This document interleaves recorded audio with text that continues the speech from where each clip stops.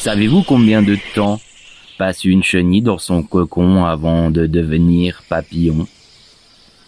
2 semaines, parfois 3.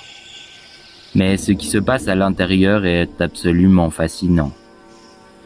Pendant ces quelques jours, la chenille se dissout complètement. Elle devient littéralement une soupe biologique, un chaos cellulaire total. Elle libère des enzymes qui liquéfient ses tissus. Tout ce qu'elle était, ses pattes, ses organes, sa structure, se décompose. Terrifiant, non? Pourtant, c'est précisément dans ce chaos que naît la transformation. Seules survivantes quelques cellules particulières, les cellules imaginales. Ces cellules étaient là depuis le début, dormantes. Elles portaient en elles le code génétique du papillon. L'information de ce qu'il doit advenir. La chenille avait aucune idée qu'elle portait un papillon en elle. Il y a 3 millions, des sages décrivaient l'éveil spirituel exactement de la même manière.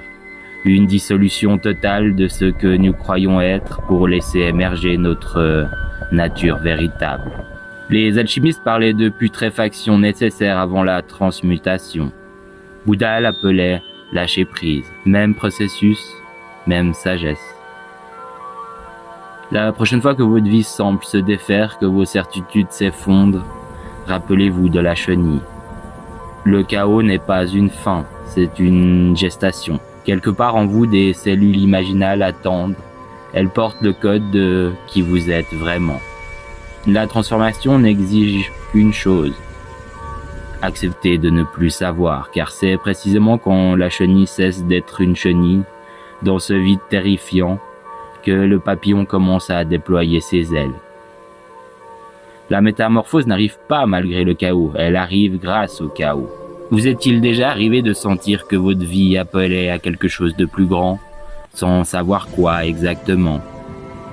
Cette sensation n'est pas un hasard, c'est peut-être là le signal que vos propres cellules imaginales s'activent. Voilà quelque chose de troublant.